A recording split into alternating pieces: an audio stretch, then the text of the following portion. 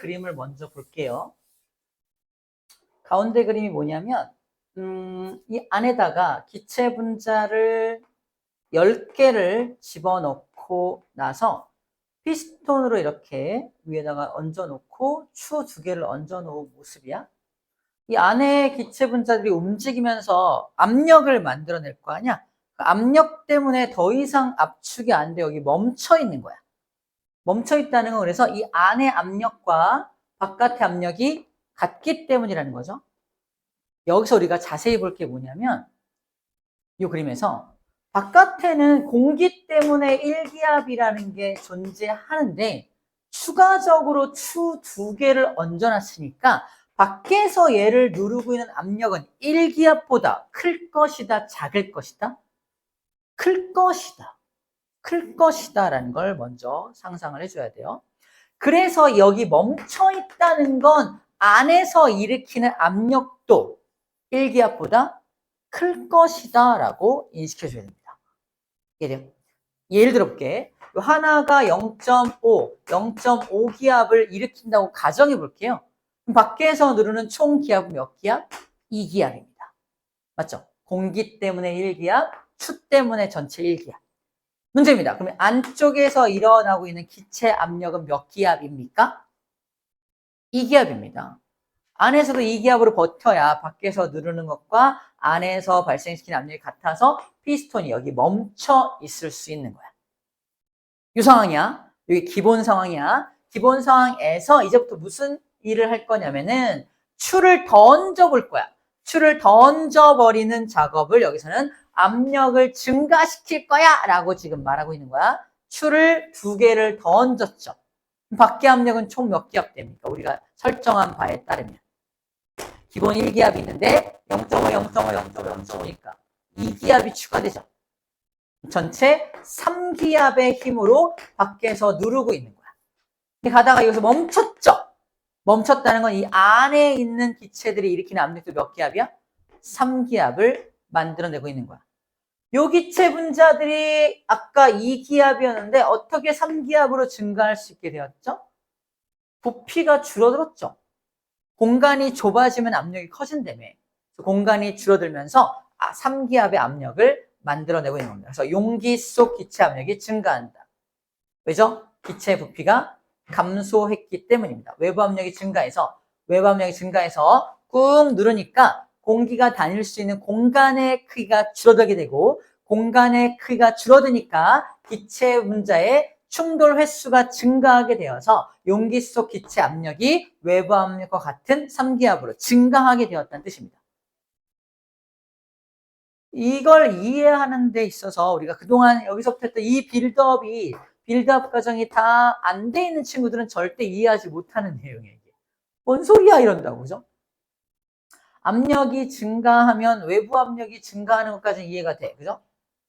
그래서 꾹 누르니까 기체 부피가 감소된다는 것도 이거만 보고 이해가 돼. 근데 기체 입자가 왜 충돌을 많이 하는지부터 이해가 잘 안 돼요, 그죠? 그래서 기체가 압력이 증가하는 것도 잘 이해가 안 될 수 있습니다. 하지만 이제 우리는 같은 속도로 움직이더라도 공간이 줄어드니까 충돌을 더 많이 하게 되고 충돌 수가 압력과 비례하니까 충돌 수가 증가하면 압력도 증가한다는 것도 이해가 되는 부분이 됩니다. 그렇구나. 오른쪽 이해가 됐어요. 반대로 가보자. 이번엔 추를 빼냈어, 하나를. 그럼 아까 2기압이었는데 하나만 남았으니까 1.5기압으로 압력이 줄어든 상황이야. 맞죠? 그랬더니 안쪽, 아까는 이게 2기압이었잖아. 근데 바깥의 압력이 1.5로 줄어드니까 안에 공기가 밖으로 밀겠죠. 내가 더 압력이 크니까. 언제까지? 공간이 커져서 밖의 압력과 안의 압력이 같아질 때까지 공간이 쭉 증가하다 멈추는 거야. 멈춘다는 게 되게 중요해. 멈췄다는 건 밖의 압력과 안의 압력이 같아졌다는 뜻입니다. 그래서 이 추 하나를 빼내면 그래서 부피가 증가해서 이 피스톤이 위로 쭉 올라오는 거야. 초딩한테 물어봐요. 야, 초딩, 이 추를 하나 빼내면 어떻게 돼? 위로 올라와요. 왜? 추를 뺐으니까요. 라고 설명할 수밖에 없는데 이제 우리 뭐라고 말할 수 있다? 봐봐. 추를 빼내면 외부 압력이 감소하게 되어서 아래쪽에 있던 기체가 외부 압력이 감소하니까 밀고 올라온 거야. 그죠? 언제까지? 외부 압력과 내부 압력이 같아질 때까지요. 뭐 이런 말도 할 수 있어야 한다는 거죠. 초딩을 좀 벗어나서 이제 이런 이야기까지 할 수 있게 용어 정리만 좀 해주면 되는 겁니다. 자, 정리해 볼게요. 외부 압력 감소가 되면 기체의 부피가 증가되어요. 쭉 올라옵니다. 외부 압력이 감소했으니까 압력을 맞추기 위해서 쭉 올라오게 되는 거야. 공간이 커졌으니까 기체 분자의 충돌의 수가 감소가 되겠죠. 공간이 넓어졌으니까. 그래서 안쪽의 압력도 작아지는 거야. 안쪽 압력이 작아지게 돼서 바깥쪽 압력과 안쪽 압력이 같아질 때까지 피스톤이 올라오게 되는 겁니다. 자, 알겠어. 이해가 됐어. 자, 이거를 갖다가 정리해 놓은 아저씨가 있는데, 자, 밑줄 먼저 긋게요. 즉, 온도는 건드리지 않았어. 체크. 온도가 일정할 때, 온도는 건드리지 않았어. 근데 압력이 증가가 되면 부피는 감소가 되고요. 압력이 감소가 되면 부피는 증가하죠. 밖에서 세게 누르면 기체의 부피는 감소되고 밖에서 약하게 누르면 감소되면 부피는 오히려 증가하잖아. 너무 당연한 얘기죠. 근데 완전 신기하게 잘 봐.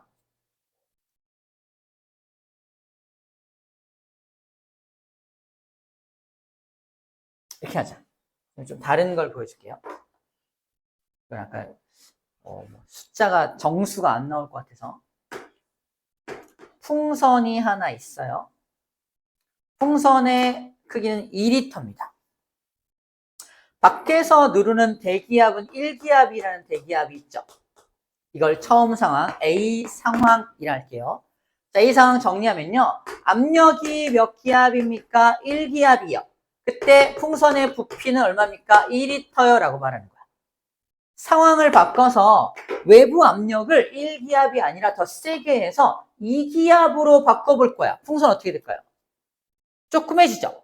신기하게 풍선은 얼마로 조그매지냐면 1리터로 조그매집니다.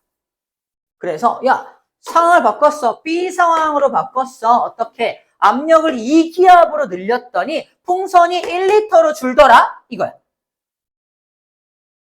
압력을 pressure, P라고 표현하고요. 부피를 볼륨, V라고 표현합니다. 볼륨. 우리 라디오 볼륨을 높여 할 때 볼륨 있잖아. 부피감을 크게 한다. 부피라는 표현을 써요. 부피. 소리의 부피감을 좀 키워봐. 볼륨을 높여봐. 라고 표현하는 거야. 그래서 부피는 기호로 V라고 표현하고요. 압력은 pressure, 누른다. pressure, P라고 표현을 해서 신기한 걸 이 보일 아저씨가 보일의 법칙, 신기한 걸 발견하는데 신기한 게 뭐냐? 압력하고 부피를 곱한 값이 2가 나와. 상황이 바뀌더라도 압력과 부피를 곱한 값은 똑같이 2가 나와. 다시 말해서 일정하다는 겁니다. 상황을 바꾸더라도 압력과 부피를 곱한 값은 항상 일정해. 이겁니다. 압력과 부피를 곱한 값은 상황이 바뀌어서 나중 압력과 나중 부피로 바뀌더라도 둘을 곱한 값은 어떠하다? 똑같아. 라고 지금 말하고 있는 거야. 별거 아닌 것처럼 보이지만 이 원리를 알고 있으면 이제 이런 걸 할 수 있어요. 야, 외부 압력을 4기압으로 높이면 풍선 어떻게 되게? 곱해서 똑같이 또 2가 나와야 하므로 얘를 4기압으로 높이면 풍선의 부피는 2배 또 낮아지니까 0.5인가요? 0.5리터로 줄어들게 되겠죠. 그래서 똑같이 2가 나와야 되는 거야. 풍선이 더 또 반으로 줄어들게 됩니다. 4기압으로 높였을 때 풍선은 다 0.5리터짜리 풍선이 되는 거야. 거꾸로 압력을 0.5기압으로 압력을 줄여. 높은 산에 올라갔어. 풍선 어떻게 돼? 얼마만큼 커져? 곱해서 2가 나와야 하니까 풍선은 4리터로 증가하게 됩니다. 그래서 얘를 0.5기압으로 줄인 풍선의 부피는 4리터가 돼서 또 곱해서 2가 나와야 되는 거야. 이런 식으로 0.5기압 상황에 가게 되면 풍선은 얼마의 크기가 돼? 또 얘를 물속에 집어넣어서 2기압 상황으로 만들면 풍선의 크기는 얼마가 돼? 이걸 다 구할 수 있다는 뜻이에요. 보일의 법칙을 이용하면 이 숫자들을 다 맞춰낼 수 있다라고 지금 말하는 겁니다. 압력을 높이면 부피는 줄어들죠? 이거를 쉽게 말하면 압력과 부피는 서로 반비례 관계야 라고 지금 말하고 있는 거야. 압력과 부피는 반비례 관계라서 항상 압력과 부피를 곱한 값이 항상 일정한 값이 나와. 이걸 보일 아저씨가 얘기한 보일의 법칙이라고 이야기합니다. 자, 그래서 방금 얘기한 걸 그래프와 표로 그려놓은 게 이 그래프로 그려져 있는 거야. 이제는 너무너무 쉽게 이해할 수 있을 겁니다. 한번 해볼까요? 처음 압력 P 그냥 1기압이라고 생각하면 돼. 1기압으로 누르고 있을 때 이 녀석 기체의 부피가 4V라는 기체의 부피를 가집니다. 그럼 압력과 부피를 곱한 값이 4죠. 4PV가 되겠죠. 4PV. 4PV. 압력을 2배로 높여. 그럼 이 기체의 부피는 얼마가 돼? 반으로 줄겠죠. 그래서 2V가 됩니다. 아까 4V였던 게 2V가 돼서 또 곱하는 값은 어떻게 돼요? 둘 곱하면 4PV 똑같이 나오죠. 항상 곱한 값이 일정하게 나와 주어야 한다는 거야. 압력을 또 높여, 4P로 높여. 부피는 그냥 V가 되겠죠. 그래서 곱했을 때 4PV가 또 나오는 거야. 압력을 높이면 높일수록 부피는 점점 떨어지죠. 압력을 키울수록 부피는 줄어드니까 무슨 관계다? 서로 반비례 관계다. 기억해. 반비례 관계를 표현하는 그래프는 이렇게 곡선의 형태로 나오게 됩니다. 시험 문제에 부피, 압력과 부피와의 관계를 그래프를 그려라. 압력이 커지면 부피는 줄어드니까 그래프가 이렇게 나오겠지! 라고 우리한테 낚시질을 한다고요. 맞는 말이야? 틀린 말이야? 틀리야. 저거 아니에요. 제가 아는 반비례 그래프는 이거거든요. 라고 이걸 찾아줘야 합니다. 야, 거꾸로 내려오잖아! 아니, 이렇게 되지 않아요. 이렇게 되면은 이제 맞춰보면 맞지 않다는 걸 알게 돼요. 그래서 반비례 그래프는 이렇게 곡선의 형태로 그려진다는 거고, 형태를 기억해 주어야 하는 겁니다. 방금 말한 4PV라는 값을 그대로 여기다 쓰고 있잖아. 수학적으로 4PV, 4P. 곱한 값이 항상 일정하다라는 걸 표상으로 우리한테 보여주고 있는 겁니다.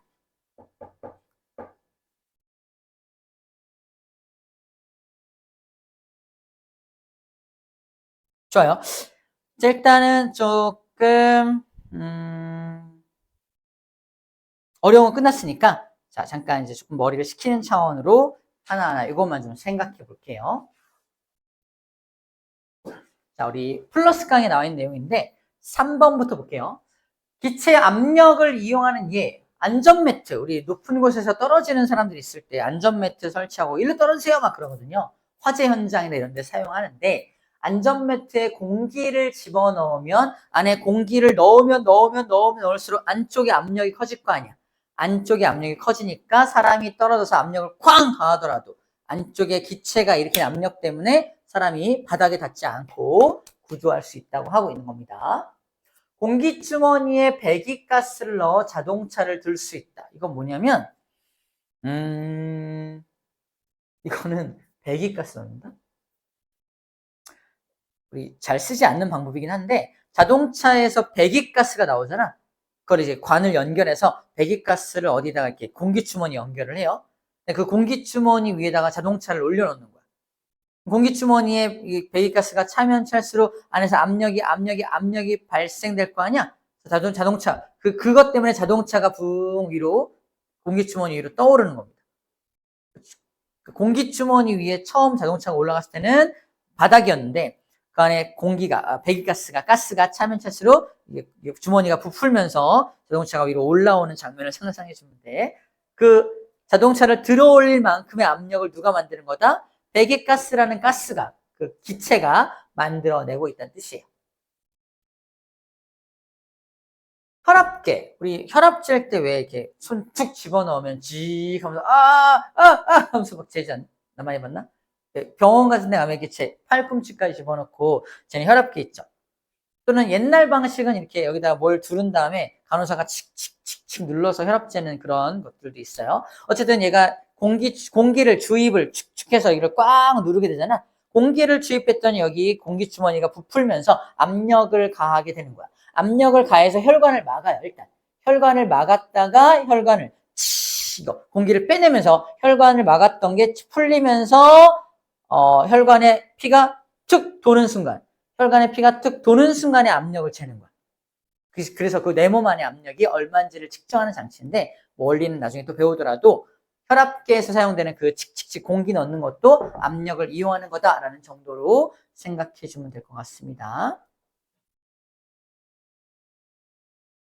그 다음, 고무풍선이 왜 모양이 둥글까요? 체크하는 건 뭐냐면 모든 방향으로 공기 분자가 운동하기 때문입니다. 그 안에 들어있는 공기 입자들이 모든 방향으로 움직이니까 풍선을 모든 방향으로 부풀게 해서 동그란 모양으로 만들어주게 되는 거예요. 아, 그렇구나 라고 이해해 주면 되겠습니다. 세 번째, 입자의 운동 속도. 이거는 위에 그림과 같이 볼게요. 자, 이 고무풍선 안에 들어있는 공기 입자들이 현재 온도가 20도씨라고 한다면 온도가 변함이 없다면 공기 입자들이 운동하는 속도도 변함이 없겠죠. 그 뜻이야. 입자의 운동 속도는 뭐에만 비례한다? 체크. 온도에 의해서만 결정됩니다. 그래서 온도가 변함이 없다면 공기 입자가 움직이는 속도도 변함이 없어. 우리가 착각하는 게 뭐냐면 이런 거야. 풍선의 크기를 반으로 줄이면 공기 입자는 10개가 들어있는데 풍선의 크기를 반으로 줄이면 충돌을 더 많이 하죠. 야, 봐봐. 충돌 더 많이 하잖아. 충돌을 더 많이 하니까 공기 입자의 속도가 빨라진 거지? 라고 낚시질을 한다고요. 아니야. 공간이 줄어들었다고 해서 온도가 변한 건 아니잖아. 공기 입자의 운동하는 속도는 똑같아. 근데 공간이 줄었으니까 충돌을 많이 하는 거야. 착각하면 안 돼. 공간을 줄이면 충돌을 많이 하지. 그러니까 속도가 빨라진 거지? 아니요. 속도는 온도에만 비례하기 때문에 방금 당신이 준 공간을 줄여준 건 온도랑 상관이 없으니까 입자의 운동 속도는 변함이 없는 거예요. 라고 못을 딱 잘라줘야 됩니다. 못 박아줘야 돼. 딱. 아니에요. 라고 해줘야 되는 거야. 자, 이게 좀 어려워요. 기체에 대한 내용들. 우리 고등과정 가서도 애들이 가장 어려워하는 파트가 여기예요. 우리 기체, 자, 눈에 보이지도 않는 기체들이 이렇게 압력을 만들어내고 있구나라는 거 상상하면서 하나하나 우리가 좀 공부를 자세하게 좀 해줘야 되는 부분입니다. 자, 우리 19쪽에 있는 문제를 좀 빠르게 좀 풀어볼게요. 해봅시다.